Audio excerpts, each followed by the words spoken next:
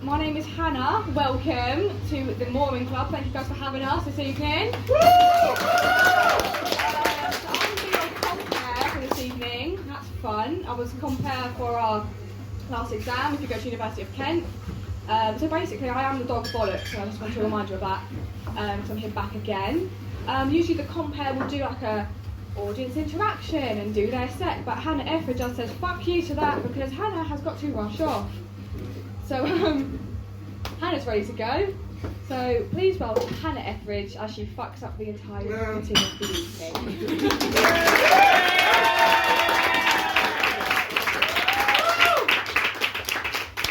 Thank you, Hannah Yarwood, for that beautifully kind, friendly introduction of myself.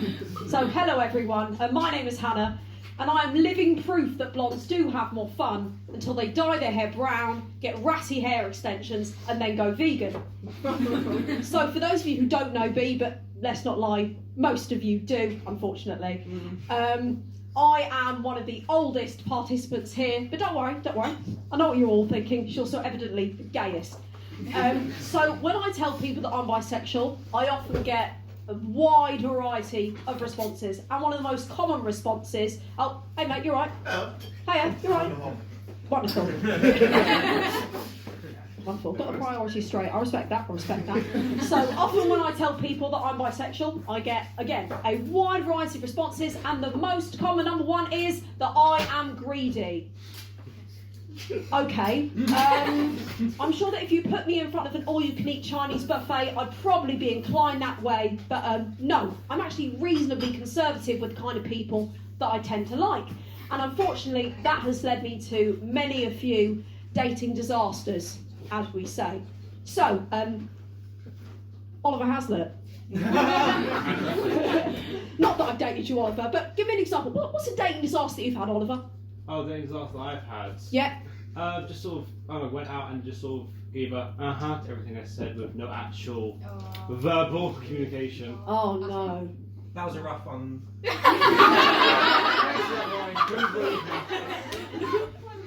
I'm so sorry, Oliver. I'm so sorry about that. But you see, one of the worst ones that I've had, Oliver, Tell me.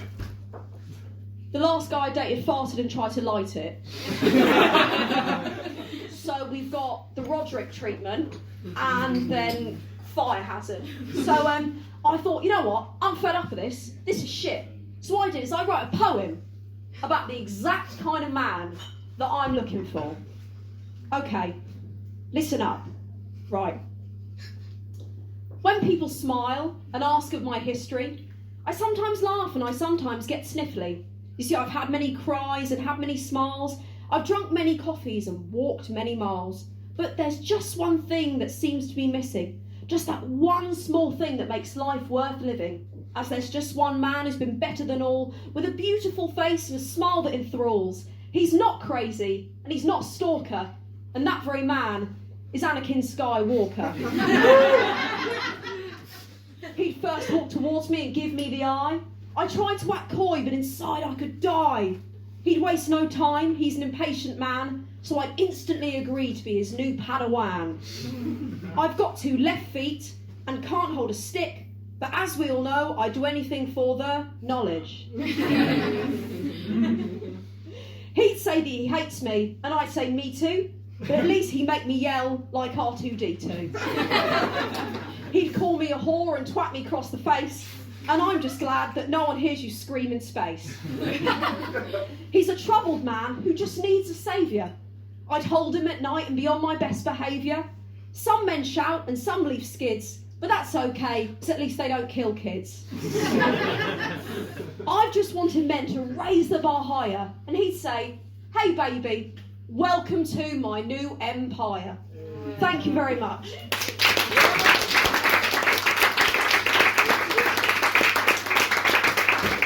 And with that, I've been Hannah.metheridge, and I'm off. See you later.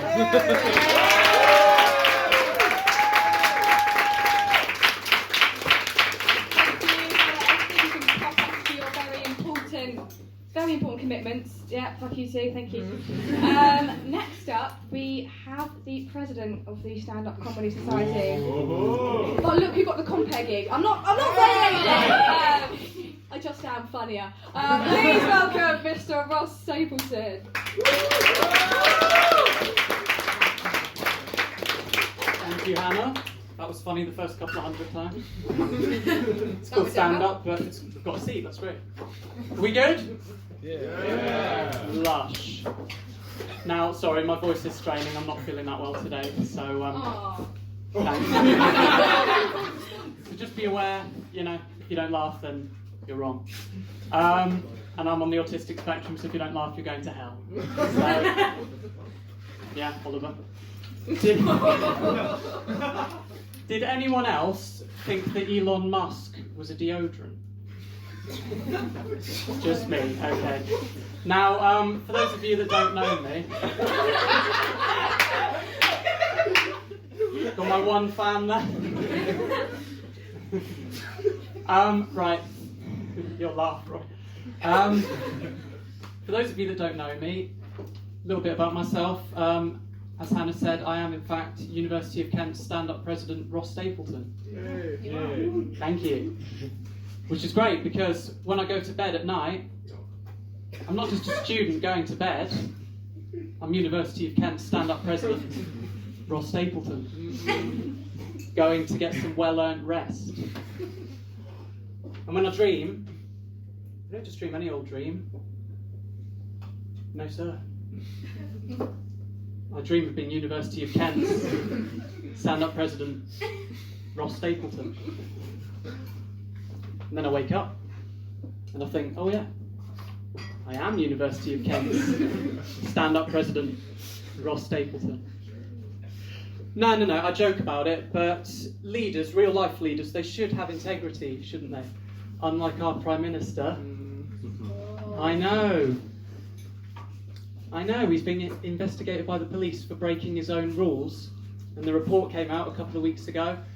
What annoyed me the most was how he kept saying, we'll wait and see what the report says. Can you imagine if that was any of us and we committed a crime and we knew it was a crime, and then we went, well, let's just wait and see what the jury say. Like I'm going to use an example, okay? Imagine if it was me. Imagine if I committed a crime. Right, I'm going to need a volunteer for this bit. You. You don't mind physical contact? Never stood before.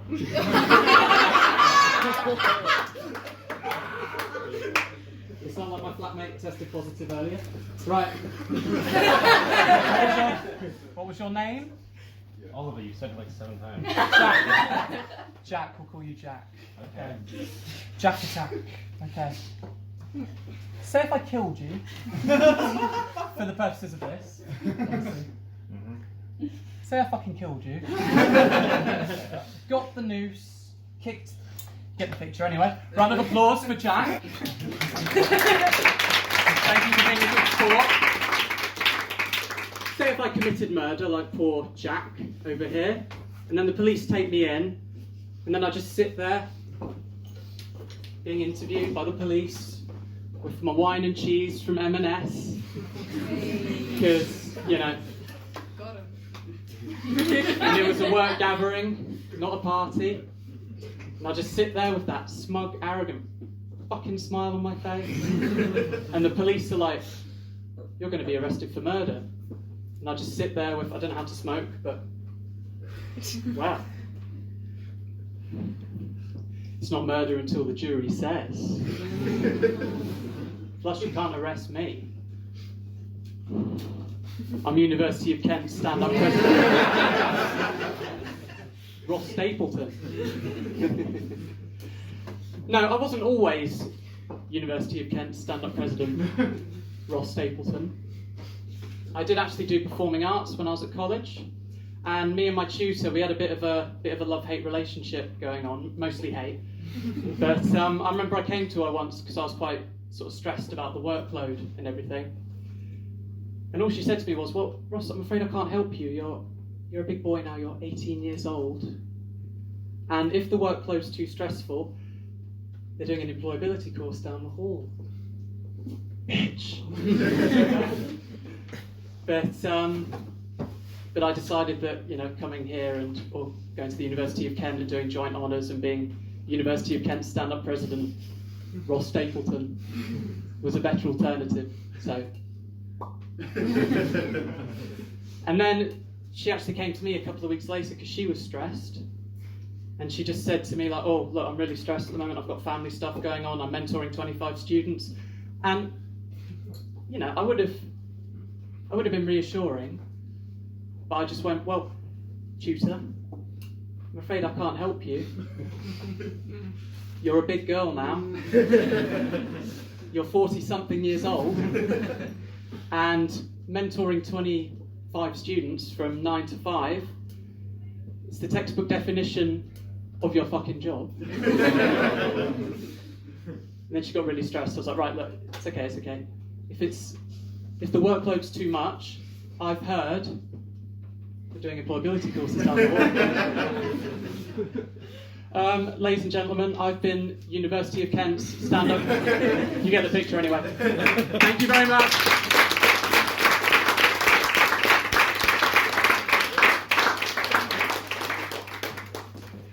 Do they want to come in? We did start at 7.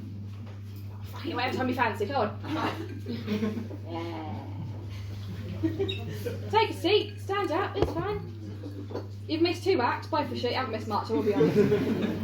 I'm the compere, hi, I'm Hannah. What's your name? Me? Yeah. I don't have a name. Good one, you. Harry. Who are you here to see, Harry? Tommy. Yay! Tommy the PowerPoint geezer. Watching Ross felt like a very long therapy session that we just didn't ask for. Sorry. Next up we have Niall, and Niall's actually doing some improvisation. I actually can't knock that, it actually is. Right, I mean, that's... I will say he does look like a poor man's John C. Reilly. So, please welcome Niall Fortescue.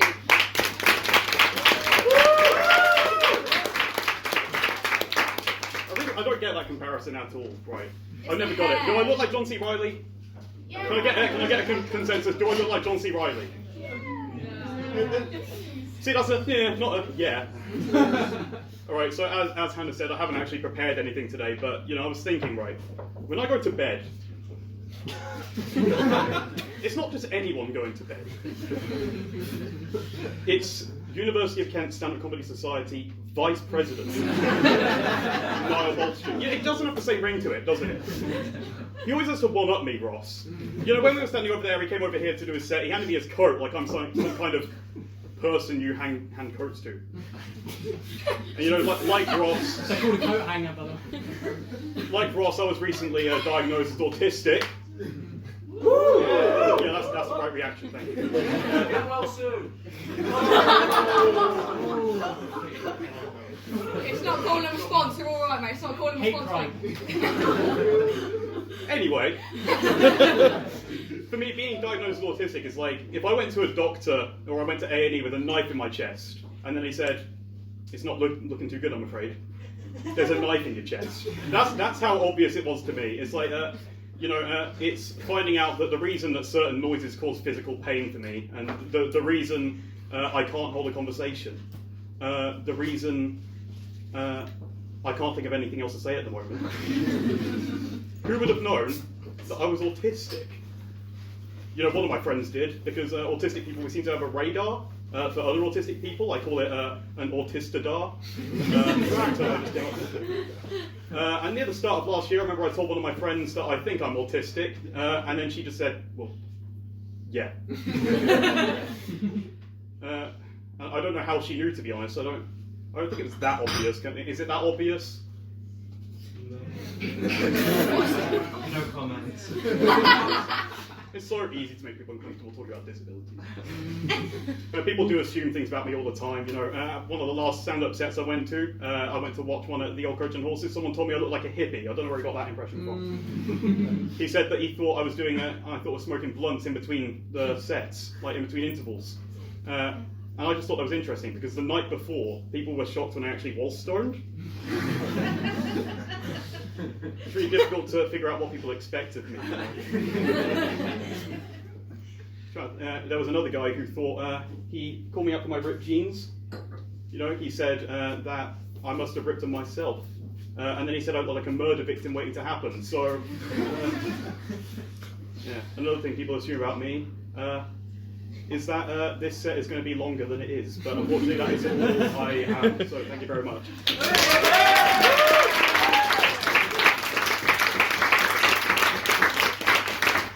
Improvising's fucking hard. So another round of applause for next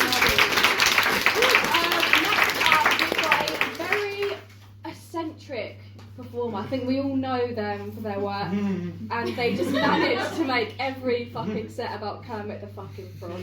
Please put your hands together for Ent James.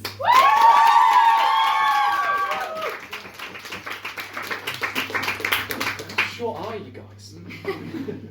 Well, guess I'm holding it. Right, good evening, everybody. It's good to see you all today. You're all looking... Well, you showed up at least. Anyway, before we start the set, you might have noticed there's something a bit weird about the clothing that I've got today. And I just wanted to say that I got these socks from Typo. I definitely recommend it. I love the brand. But also you may have noticed that there's a parasitic entity currently sitting on my brain, and last time I did stand-up I referred to it, as Hannah did before, as Kermit the Frog. Now I've actually got an obligated contractual thing that I must read out from the Jim Henson Company themselves. The Jim Henson Company would like to make it abundantly clear that the usage of the name Kermit the Frog damages the illustrious reputation of this company. Right. We would also like to make it clear that the claims put forward that Kermit the Frog has committed tax fraud is outrageous slander. The contents of this notice will be upheld by our own lawyer and muscle in the audience, Oliver Hazlitt. Please note that the mention of the following allegations surrounding Kermit the Frog will be considered slander and result in public execution. Autoerotic asphyxiation, vehicular manslaughter, cock and bull torture, mass Muppet orgies, and the use of narcotics. Yours faithfully, Tam Blatchman von Wolfgang Mario Pete Davidson III, CEO of the Jim Henson Company. Well, thank you, Tam Blatchman and Oliver Hazlitt for enforcing the contract. I hope you enjoy the show. Please don't hang me. And now with that, we can begin the show. And for future reference, to avoid any copyright issues with the Jim Henson Company, I have decided that now my buddy will be called Gonzo the Cookie Monster. Now a little bit about me. You see, I'm non-binary, which basically means that growing up at school, I fucking hated computer science.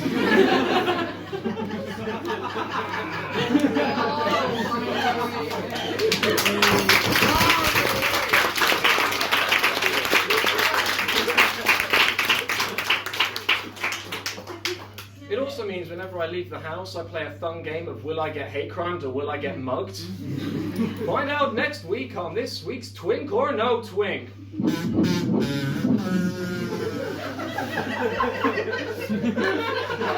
Just in case you're wondering, yes, I do keep that in my pocket. And what makes it extra spicy is that we've got a bigoted neighbour. Now, my housemates will agree, I'm sure that they'll all know and love the illustrious Tony. Now, shout out to Tony, because one time he thought it'd be a really funny joke if at 6 o'clock in the morning he'd finger fuck our doorbell 100,000 times. The joke's on him though, because we were all too blackout drunk to actually hear him. Ding dong, ding dong, ding dong! Oi, James! Can you hear that? Sorry, I can't hear you, the doorbell's too loud. However, I will let you know that the bigot does have his uses. You see, a couple months ago, our fence actually blew down because our landlords decided to build the fence out of plywood they found in Botany Bay. But, you know, they came and repaired it and they were very nice about it. But you see, Tony didn't think that was enough. You know, he's not a half measures kind of guy. So he decided that instead of just, you know, getting our landlords to replace the fence for free, to get in some contracted workers to build a brand new fence with blackjack and hookers. And, you know, I feel like he might be compensating for something, because I kind of ran the numbers, and it's approximately 19.5 inches taller than our previous one. So, we don't get sun anymore.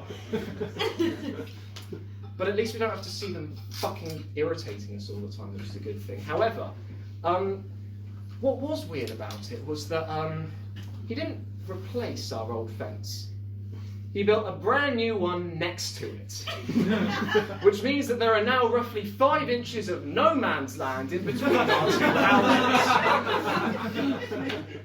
Now I get that he didn't like us, but I didn't expect him to want to reenact the fucking song with us.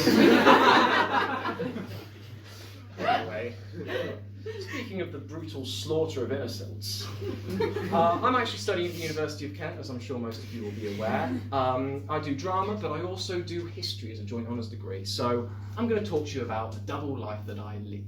Now, can I get a hands up of anyone doing history in here? Girlfriend, thank fucking God, because you'd hate this next bit.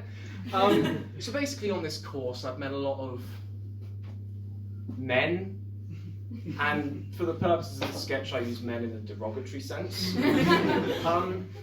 But basically a lot of these men have very interesting social skills. So I kind of just want you all to close your eyes for a second.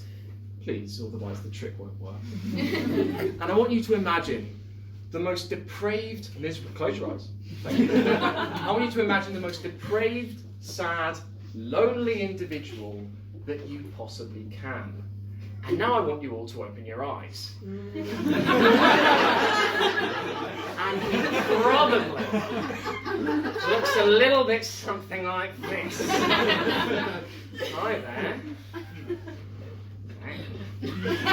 I am Henry the Historian. Now, Henry the History Nerd here will attempt to have a normal conversation with an ordinary human being. Now that might not sound like a lot, but for a history student that is physically terrifying. He will have 3 attempts to not creep out this person until they run away. Should we see how he does? Chair. Oh, hello there. What do you study here?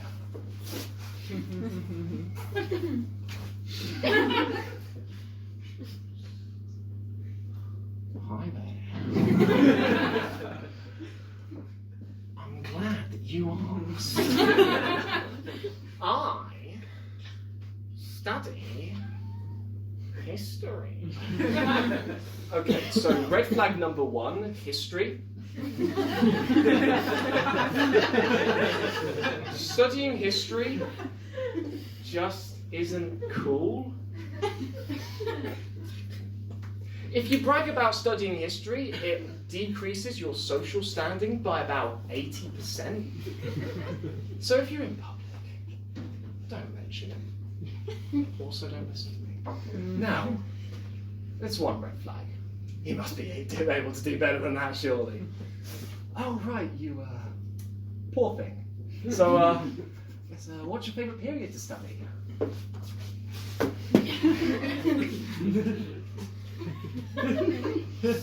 I'm glad you asked. For you see, I just love the Second World War! And that brings us on to our second red flag. Studying the Second World War is like the One Direction of history degrees. I'm really sorry, Christine. Harry Styles has just done stuff way better since. The only person I've ever met that's been able to enjoy studying the Second World War is my granddad. And that's because he's an anarcho-syndicalist. Do not, and I repeat, do not approach people that study the Second World War. They will tell you about how much Hitler sucks and nothing else, which isn't a bad thing. But when you do it for 2 hours straight, it does get a little bit tiresome. And I wish I didn't know that from experience. Anyway, he's still got one red flag left. Can't be that bad. Oh, right. Okay. And pray tell, I'm sure you'll tell me anyway, why do you enjoy studying the Second World War?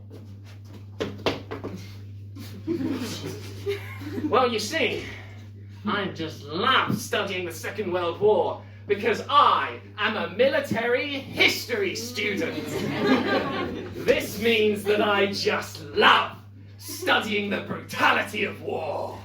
I want to know how many people died, what pointless war they died for, what volume they died in, and then I go home and I masturbate. And they have now promptly run away. You see, the thing that I love about studying history is that you get to see all of these rich and beautiful cultures from the past and the present, and seeing how they've grown and evolved, and then seeing how we came along and fucked them all up a little bit. Military historians, right, they look at history and they go, look at the rivets on that Panzer A47/2 shits! That's so much better than the Panzer 7426 Wallaby cunt smasher!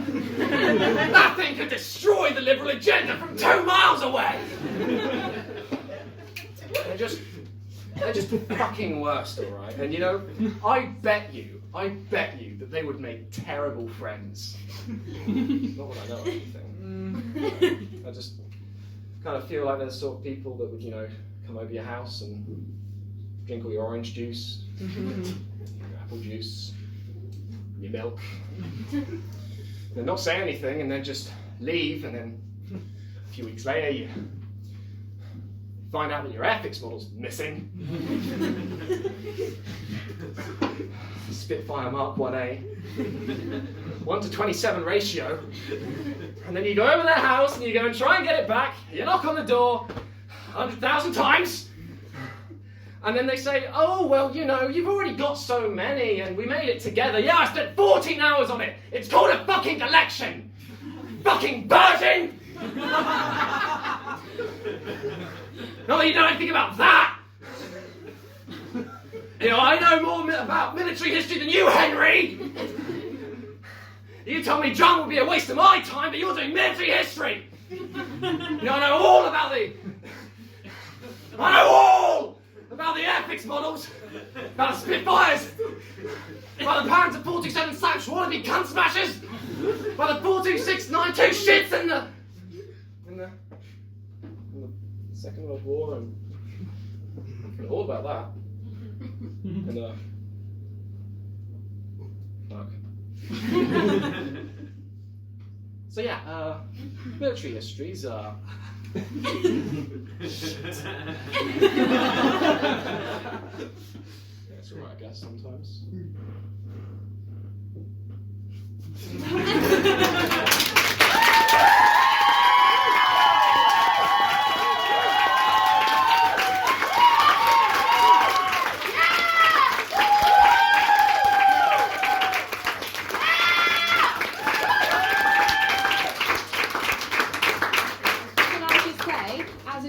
I thoroughly enjoyed that set. Thank you. It's the first time my nan's body's going to good use.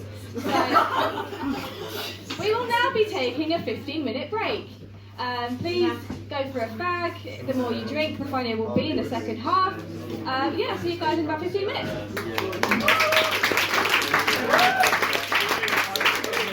Wow, Oliver Hazlitt, people have to pick on you tonight. Who was your favourite actor of the first half? Oh, well, if I had to pick one. Ross would. Well, he was on my lap, it's just not talking. He was okay.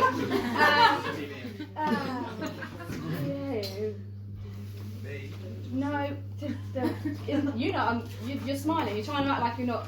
Who was your favourite act of the half that you saw because you came in late?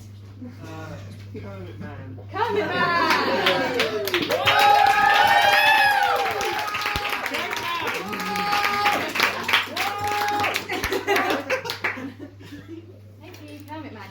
So my name is Hannah, if you've forgotten.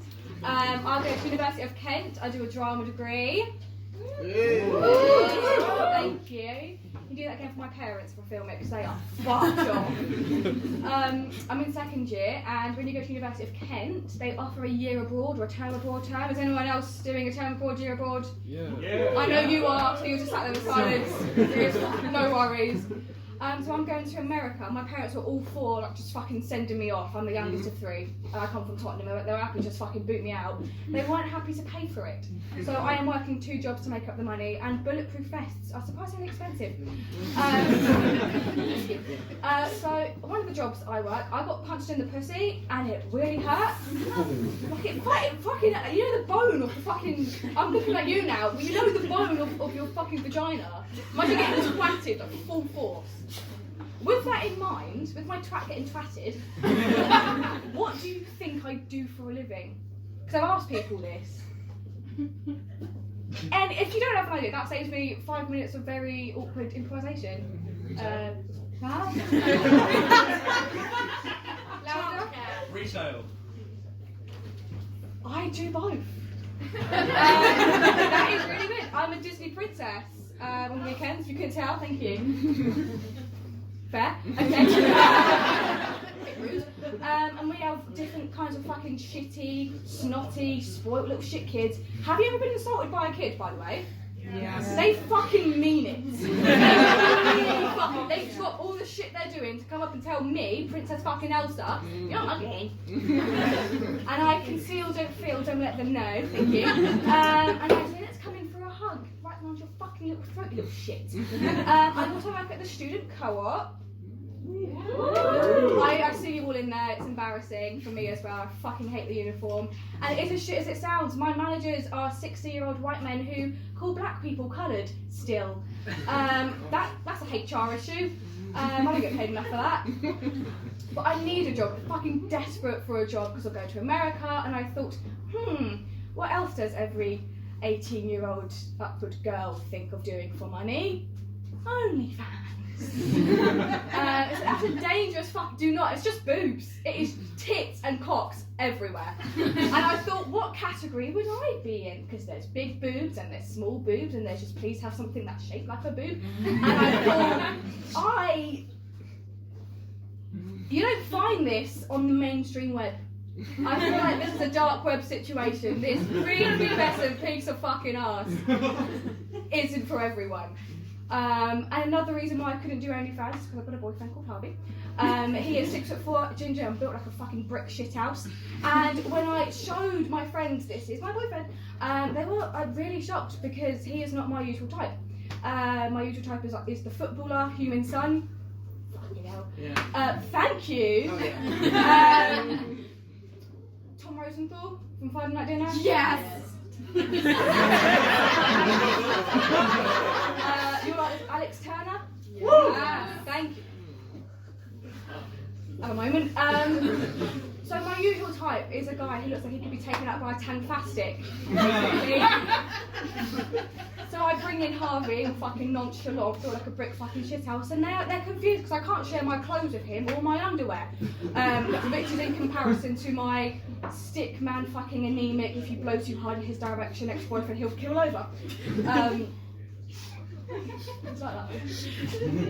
We have that in common. I am checking my hand because I have lost my hand. Oh, yes. So Harvey's amazing to have as a boyfriend because he listens to me, so I speak a lot. And he gives me a lot of feedback on my comedy because I've just started doing it. It's my 3rd show, if you couldn't tell, thank you. And he gives me a lot of feedback. Is my jokes good? Are they shit? But the worst thing the worst thing you could do to a comedian is do that really hard exhale out of your nose, which doesn't really mean anything. You just sort of what is? I don't know what to do with. That is the worst fucking thing in the world. It fucking is. I'd say the Holocaust is up there. I'm a Jew. Fine. I'm Jewish. I've got a tattoo, not the numbers, just a bunch of fucking words. Let that sink in. Thank you. That one I can smell the fucking bricks. Speaking of death, I lost my 2 cats recently. Oh. So that got a fucking reaction. No worries. Yeah, it was really sad. One died of old age. Mine died of a broken heart. How fucking sad! Imagine dying of a fucking broken heart as a cat. I thought they were good for doing that thing where you knead, and it looks like they're making bread, but they're just trying to get comfy. It was petrifying. And the saddest bit about them dying, genuinely, the most frustrating and saddest bit was me thinking, how do I put this in my set? How do I make it funny? How do I turn it into a joke? And I haven't quite got there yet. To just have that. I'm gonna fuck off. So next up we have Tommy, the PowerPoint legend, as I've heard, and they're doing things about situations in relationships. So Harvey, pick up your fucking ears. Thank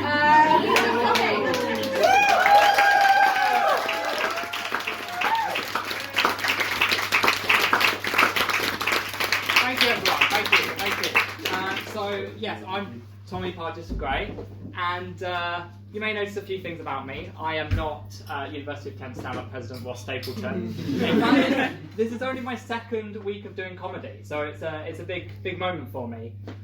You might notice some other differences, mostly in the general style of our outfits and things like that. But really, I'm just here to provide a little bit of a change of pace from what the rest of them have done.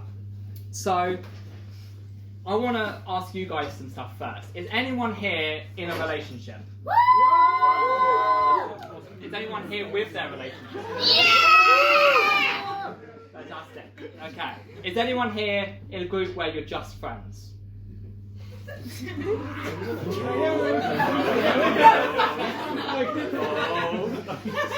Very exciting. This next one's gonna kill you all. So, is anyone here in a relationship they would describe as it's complicated? A little laughter here and there.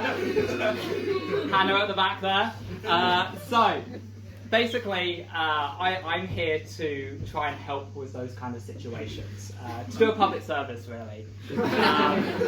Because sometimes it can be difficult to explain things. So, really, I'm here to discuss relationship dynamics, aka what it means by what people mean by it's complicated. So a little bit of background for you. So I was sitting in a room with some of my friends, and one of my friends tries to explain their it's complicated situation. I'm going to not say their name, and I've used a stock photo here to represent him.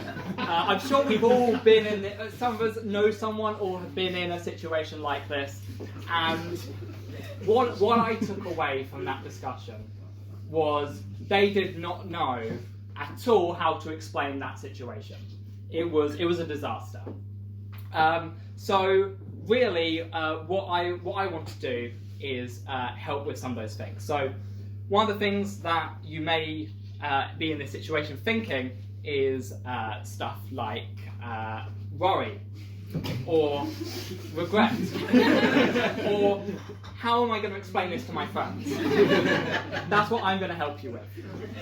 So I'm not a relationship expert, right? I've been in many and it's complicated situation myself, but what I have learned is a brilliant way to explain relationships, and I of course turn to the thing that we should use in all relationships, which is of course maths. Hear me out. So specifically, we're going to use something called a node graph. Now, what is a node graph? Let me tell you. There's going to be a lot of thinking involved, I should warn you. So a node graph is made up of nodes. Here, I've labelled them A, B, C, D. There's some letters. So these are a bit like train stations on a railway, right? You can then form links between them. Those would be your rail tracks. And then what you could do is have a random person can traverse these nodes using these links. Just like that. So you can reach any number of the nodes by following the path that's been set out by the links. Now, I know what you're thinking. How does this apply to relationships? I've actually done some animation that I forgot to do there, so we'll just watch that play out. So, how does this apply to relationships, right? Fantastic. So, specifically, we can make a node graph of relationships. Most relationships are nothing. Most of the people in the world you will have no interaction with. Those are strangers. Means absolutely nothing. One up from that, I would say, is probably friendship. So those are your friends and people like that. One up from that. It's fine. There we go. So one up from that will be relationship. When it gets a bit more complicated, it becomes a situationship. And then when it's gone completely to pot, it's a complete disaster. That is, of course, a shipwreck.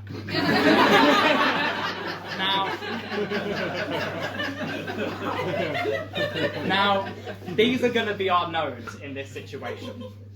And a person, let's bring our person back, might move across these nodes in any given way. So here's a classic one of you start off as nothing, you become friends, form a relationship, it gets complicated, it kind of goes a bit wrong, and you end up back at nothing. That's not the only route you could take. You could take a different route. You could start off a bit more complicated, try and make it work in a relationship, ultimately try and be friends, and we all know that ends in disaster. Or alternatively, you could do what my friend did, which is, well, let me show you, kind of this. As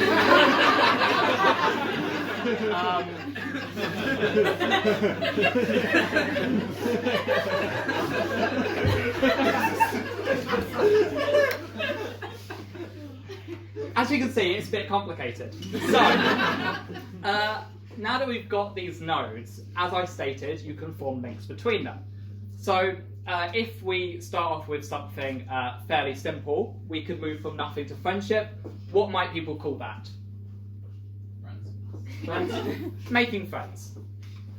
There we go. Making friends. Very simple. Going from nothing to a friendship, you make a friend.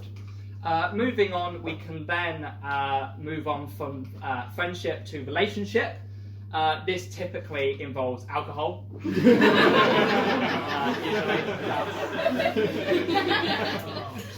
That's generally how that works. You can then move on a little bit further from a relationship to a situationship, which is even more alcohol. So that's what happens. And then you can move from a situationship to a shipwreck. That is almost certain. It's pretty much guaranteed to happen. Pretty much. So that's pretty good. We could do some other more simple ones here. So moving from nothing to a shipwreck is, of course, most professional relationships tend to go from not knowing them to complete disaster. You can then go from nothing to a relationship. That's called a blind date. We all know that. We all know that. You can then move from nothing to a situationship with yet even more alcohol. It takes a lot of alcohol, that one. Takes a lot of alcohol. We can then move over here, going from a shipwreck to a situationship. We like to call a Ross and Rachel. There, which of course, by association, makes a situationship to a relationship a Rush season finale. So, moving on, we can then do relationship to friendship, which I believe the kids call the friend zone. I believe that's what the kids call it these days. Not to be confused with this area over here, which is the friend zone. Not to be confused with that. That's a completely separate thing. So, last but not least, on our node graph, we have moved from a friendship to a shipwreck, which, let me just try and remember. I believe that is sleeping with your best friend's ex. Tends to just ruin all friendships, straight to shipwreck right there. There we go. So, if we then take a look out, we have now plotted on there how you can move between all the different relationship types at any given point. But once you're at but that doesn't answer the question completely. We need something a bit more. what happens when you're at a node and you want to explain where in your relationship you're at. So for example, relationship, how would you measure numerically that relationship? How would you measure that? So of course we turn to another graph. So we're going to give it an x and a y axis there. And our x-axis is going to be, give it a second, romantic to platonic there. And our y-axis is going to be disaster to healthy up there. You can then plot any of your relationships on this graph as a point. So I've taken the liberty of adding my ones onto there to help demonstrate. Now, once you have your points, this is where the numerical side of things come in. So you can then take any point, take the magnitude of any point, indicated by this purple line here, and the value of that line is your score on your relationship. So how do we find that? Well, we turn to we take it from the origin, and then we need to turn to an equation. One of the best equations, which is of course Pythagoras' theorem. I mean, it's a fabulous equation. If we take a look, a squared plus b squared equals c squared. It's just beautiful. I'm sure all the Greek ladies went absolutely crazy for it. I mean, just look at this guy. Who wouldn't? Who wouldn't? I would. Anyway. So with this, we can go back to our graph. And of course, C is our hypotenuse, our purple line there. We can then form a triangle there, which has A and B. And using Pythagoras' theorem, we can then generate an actual numerical score for where in your relationship you are. So once we've got that, you may start to add some zones to the graph. So some commonly associated things, some very typical conventions. I've done a few here to help you. So we have the situationship down there, that's that triangle. You then have your toxic friendships are there. You then have the love of your life up the top there. Everyone looks for that, don't they? You then have your best friend down there, but your best frenemy is down there. You then have friends with benefits down there, in the middle there. You then have romantic relationships at the side there. Shipwrecks, that's down the bottom, all the way down there. You then have that regrettable one-night stand. That's kind of the middle strip there. And last but not least, we of course have your soulmate up the top. That is what we all strive to try and get. So with both of these graphs in mind, I think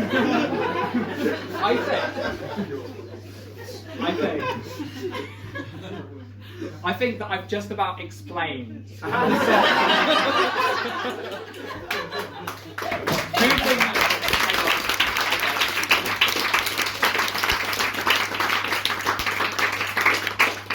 using maths.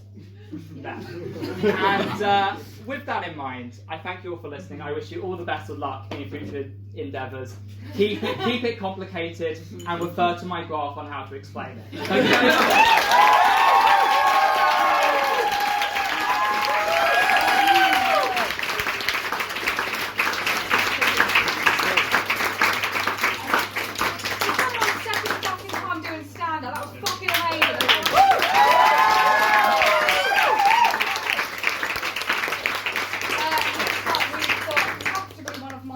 Mate, that's all privileged to call her mate, and his fiance is in tonight, so if he does fuck up, he is in the doghouse. So please welcome Daniel Lambert.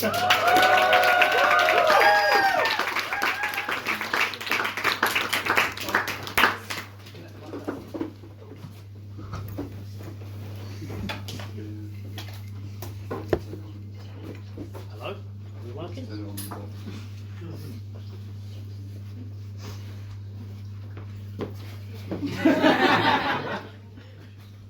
Hello.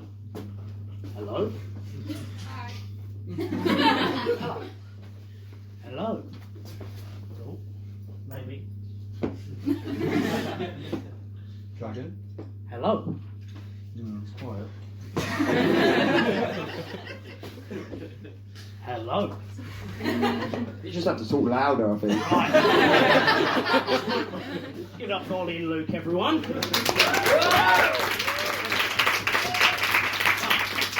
How are we doing tonight, Maureen? Are we alright? Yeah! Let's give it up for Hannah. She's doing an amazing job comparing these two.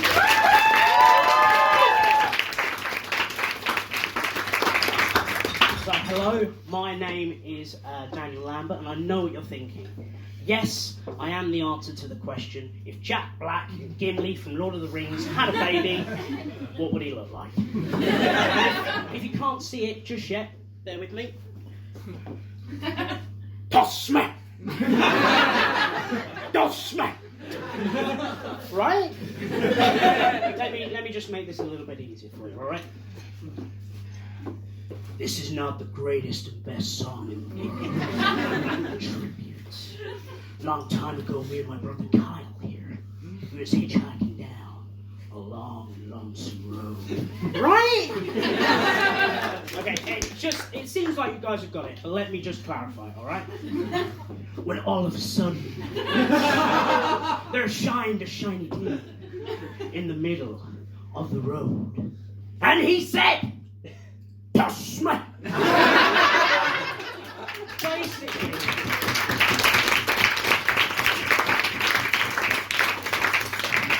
Basically, what I'm trying to say is I'm fat, I'm hairy, and I'm pretty damn sexy. Sorry, why was that funny? Am I fat? I don't answer this. Am I hairy? I mean... Am I pretty damn sexy? Oh, hell yeah. That's what I thought. But I love my hair, my barnet, as they say, my L'Oreal locks, because you're worth it. But not you. Do you know what my dad calls that? He calls that a skadoosh. Never underestimate the power of the Wuji finger hold, ladies and gentlemen. But it does come with some downsides of having long hair. I'm always being compared to other people with long hair. Sometimes that's really flattering. Other times it's outright offensive. Sometimes I get called Jason Momoa. Maybe. Other times I get compared to a fat Russell Brand. Cheers, Mum. Sometimes I get compared to Post Malone. Other times I get called Hagrid. Yeah, sure, where's that Hagrid? Maybe. But the one person that's really offended me that I've been compared to is a young Bill Bailey. Are you kidding me? A young Bill Bailey.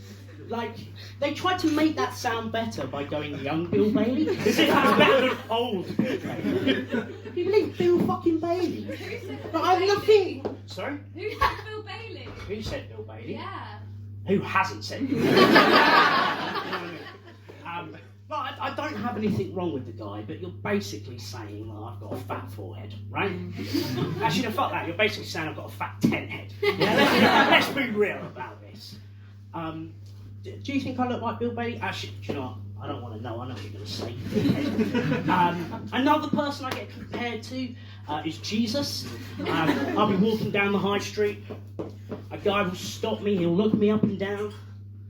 He'll look me dead in my eyes and go, "Jesus Christ." And then I go again down the high street. Another guy will stop me. He'll look me up and down. Look me dead in the eyes and go, "Holy crap." And again, down the high street I'm going, a guy stops me, looks me up and down, looks me dead in my eyes and goes, "Oh my God, you look like a young Bill Bailey." The thing is, being compared to all these people really confuses me. And the thing is, I'm already a pretty confused person. When I was 5, I moved from Rochester in Kent to southwest London to a town called Sutton. And when I arrived, my address read 256 Green Lane, Morden. Now, for those of you who don't know, Morden isn't Sutton. They are two completely different towns in two completely different London boroughs. Morden being in the London borough of Merton, and Sutton being in the London borough of Sutton. Now, what makes this even more confusing is, on my road, there was this big sign, right? On one side it said, welcome to the London Borough of Merton. And on the other side it said, thank you for visiting the London Borough of Merton. Now when I leave my house and approach this side, it says, welcome to the London Borough of Merton. So even though I moved to Sutton, but my address read Morden, my house was technically in the London Borough of Sutton, not Merton. Okay? Now the next part of my address reads Surrey. Now, as I said, I moved to a town in southwest London. When you live in London, your address should read London. Now, for those of you who don't know, Surrey isn't London. Alright? They're completely different counties. Alright? Now, you'd be thinking, with my house being in Sutton, but addressed Morden, in the London Borough of Sutton, not Merton, that I'd be voting under one of their constituencies, right? Wrong. I was voting under the Carshalton and Wallington constituency. Now, for those of you who don't know, Carshalton Wallington isn't Sutton or Morden. So, even though I moved to a house in Sutton, my address read Morden, and I was living in the London Borough of Sutton, not Merton, and in the county of Surrey, not London, voting under the Carshalton and Wallington constituency, not the Sutton and Morden one, what I still don't quite understand is, how the fuck do I look like Bill Bailey? I've been Daniel Lambert, thank you very much!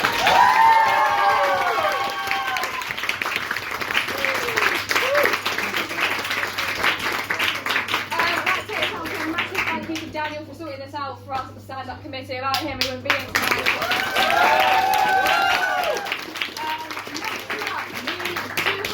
He thinks he is too good to stand with the fucking cool kids at the side of the stage, so he sat with his new bird. So in a was that wrong? I'm just gonna stand. Oh, he says to go on. So Roy texted me and said he's doing some angry Latvian diabolical puns. So please welcome Roy with his angry Latvian diabolical puns.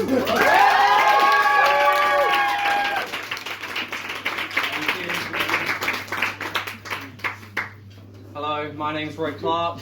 And I know what you're thinking.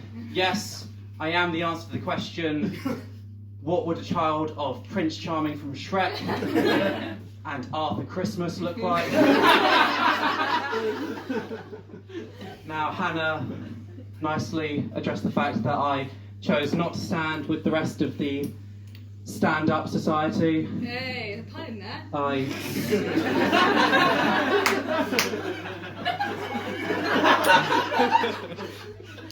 Think on your feet, go. There might be some of those. I decided to sit in the audience because somebody has to laugh at Ross Stapleton.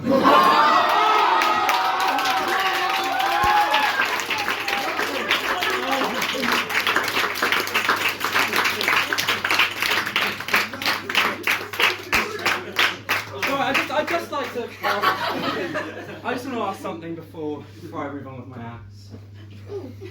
You three. How did you like Tommy's PowerPoint? It was very good. Yeah, could you see any of it? I love Tommy's PowerPoint because when Tommy asked anybody here in a relationship, the woman I'm with just looked at me.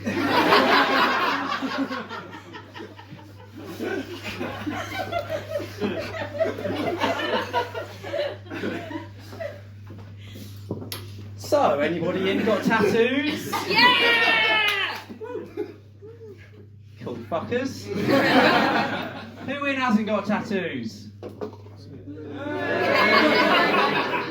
A lot of you. You there, Jack. Why haven't you got tattoos?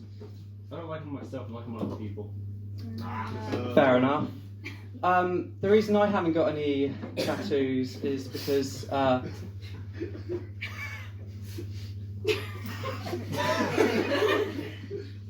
just in case, because if you have tattoos or piercings, you can't be buried in a Jewish cemetery. That's me out. Now, I'm not Jewish. But it's nice to have the option, isn't it?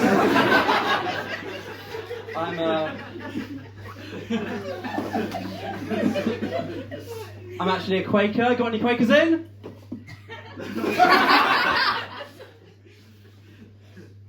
That was a test. You all passed. Did someone just die over there? I'm a Quaker, which makes me quite religious. Got any atheists in? Yeah, you're an atheist, Jacko? Well, one thing I like to do as a Quaker, I'm quite close to God, which gives me power. One thing I can do that you can't is I can unconsensually bless people.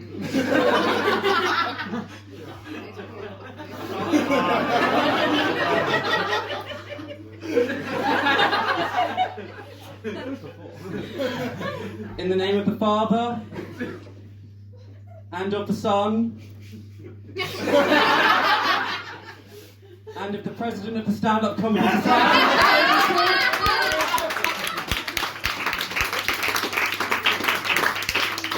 Thank you. I've been told unconsensually blessing people is kind of a weird thought to have. I have got quite a few weird thoughts. I like to write them down sometimes. For instance, my last girlfriend left me.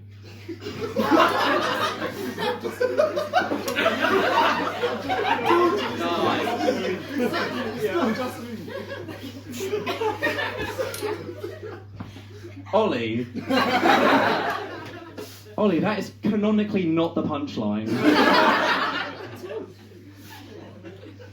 My last girlfriend left me. Guys, it's going to be a long night if we keep doing this.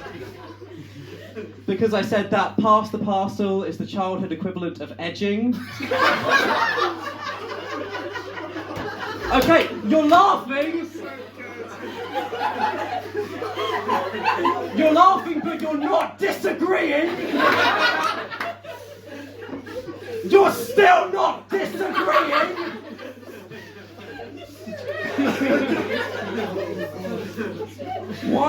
Why aren't the large mini cheddars just called cheddars?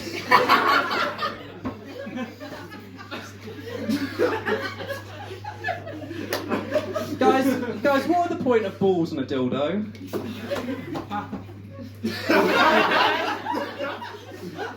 I've often wondered this. Like, they're not serving any reproductive purpose, and if I was using a dildo, the only reason I can think to have balls on there is like for grip. I feel like if dildos are being used predominantly by non-sex havers, that's just bad practice to teach. Like, if I was using a dildo, not that I would, not that it matters, but I am straight. Some of you may be surprised, because I feel like a lot of the time, this would make a lot more sense if I was gay. Like, I am quite effeminate. This does have some pros. Like, I can quite easily infiltrate the female community. I'm kind of like a wolf in Zara clothing. Like, I'll go out for a day and say, yeah, go on, we'll go down to Lush. It sounds lush. River Islands? Don't mind if I doodle. And chop it all off with a delicious bit of froyo. Sounds like a great day to me. And then right at the end, pa! I was straight all along.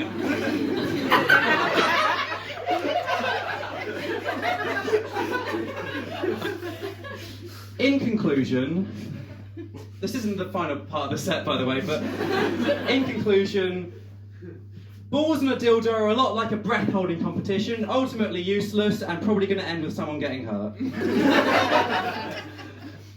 I'm quite a thrill seeker. I like to live life on the edge. I like to go into Phoenix and steal board games.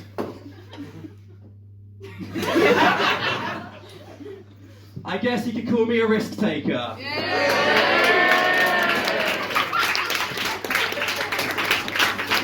Thank you. What is a cat's favourite 2010 romantic drama? What is a cat's favourite 2010 romantic? What is a cat's favourite 2010 romantic drama? No, what is a cat's favourite 2010 romantic? I could just move on now. What is a cat's favourite 2010 romantic drama? Pretty Little Lions. You should have moved on. You should have moved on. Hang on. Did you actually just laugh at that? I don't want it to feel like that.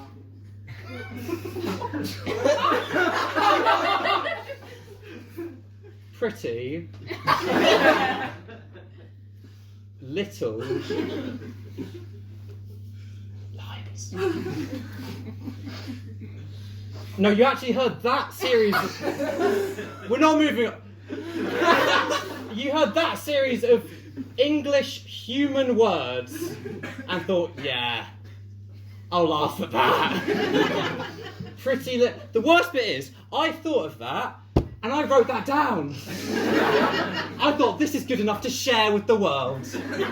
Pretty Little... No, fuck you. Pretty Little Lions. Canonically, fuck you. No, I'm sorry, but fuck Pretty Little Lion. No, because that's objectively not funny. Pretty Little Lions. No, because the only reason you'd laugh at that is to make me feel better, and I don't need your kitty laugh.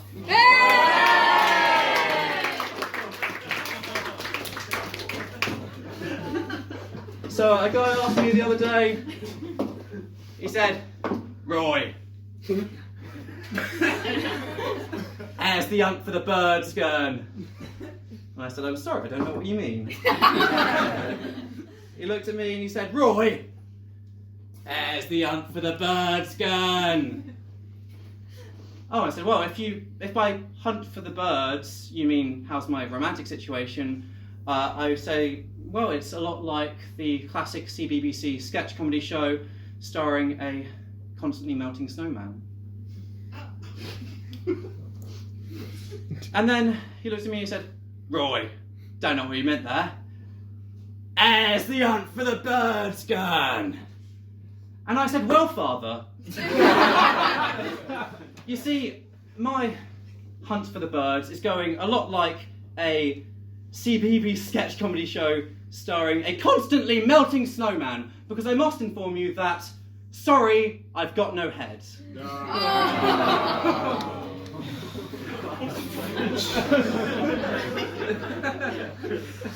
I'm going back to the mic. Speaking of my dad decided before I come out tonight he'd give me a joke, so I think I'll share that one with you.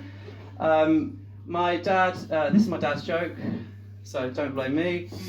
He said, how does a chicken do their online shopping? Plug and collect.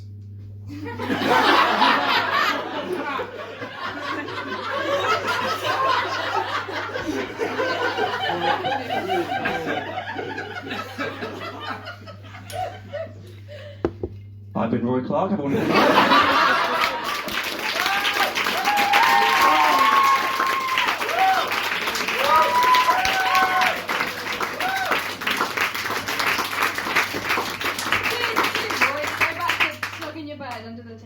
As a compare, I like to sort of like, oh, what does your act entail? What are your pronouns? Who are you? And our next act just put, you know how it is, nice and racial. And as a white person, I don't think I can expand. I can't. Here's Daniel.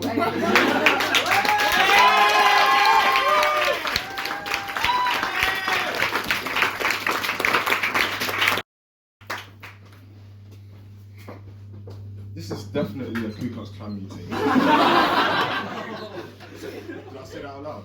Sorry, I just mean like, we can't have this many white people under one roof and no one asks questions. It's a safety hazard for me. As a former baby,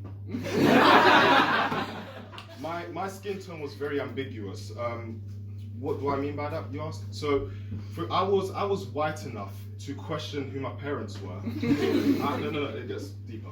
I was white enough to question whether I would have the privilege to say the N-word. Not yet. I was also white enough to question which black person I was going to call the police on. But, no, don't laugh yet. But, when the doctors noticed that I had a chicken wing in one hand, a watermelon in the other, and Black Lives Matter tattooed across my body, they called the police on me instead. In summer, white people, you, have the privilege of turning into an orange or a tomato. For black people, me, we quite literally go black. So in the winter, I like to balance my skin out, and like a horny homeless man, I would always come outside. I'll just let that sit for a while. Good. So, I'm a Christian, and which means I have an imagination.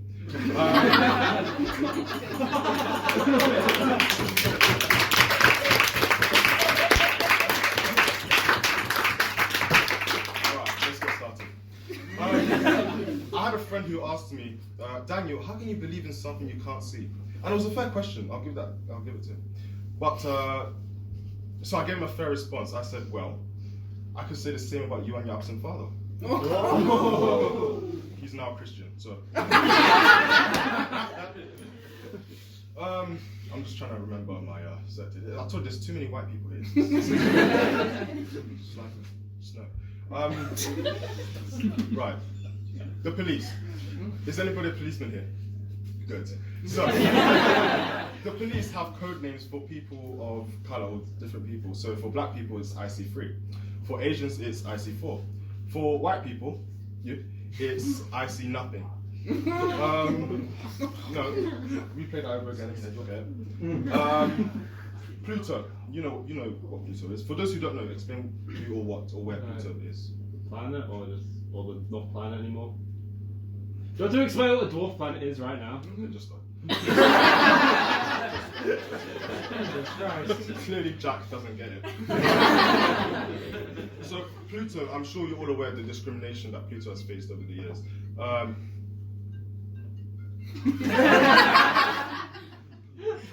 It's my dad. I'll just let that ring for a little bit. Okay, so Pluto is defined as a dwarf planet because it's so small. So I decided to use that same logic on humans. So a baby isn't human because it's small. A dwarf isn't human because it's so small. Boris Johnson isn't human because it's so small. I guess what I'm saying is discrimination is great. As you may have noticed, I've made quite a few racial jokes, and I can understand that, makes some of you very uncomfortable and you won't be happy with what I'm saying. So I think from the bottom of my heart, and I do mean this, by the way, from the bottom of my heart, I do want to say, I don't care. You're nodding, I like you.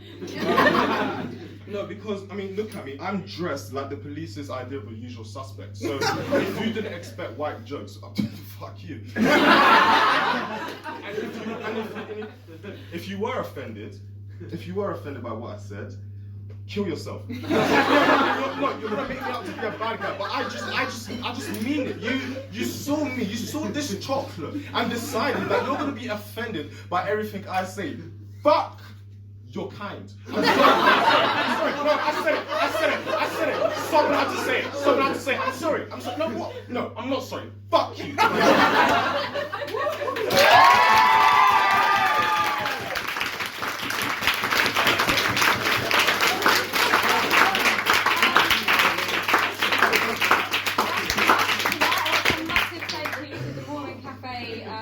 For having us, so thank you so much.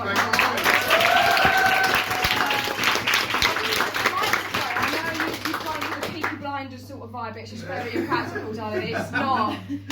Also, fun fact, right at the end tonight, make it about me, why not? I can point him out now, sorry. My boy, do a wave. We came here, one of our like, first dates, and we came here, and you, what did I say? The Wi-Fi wasn't working, so you lobbed us a free like Carmack chocolate bar, and we got the shits. It was out of date. So we did, and then we We might have decided. known that. And then we took the second bar you gave us and was lobbing it at each other so you could hurt each other. So cheers. Toxic masculinity, that's how this place works. So thank you to Ross Stapleton, Daniel Lambert, Niall Horseshoe for being part of the UKC Stand-Up Committee, for having us all. So thank you all.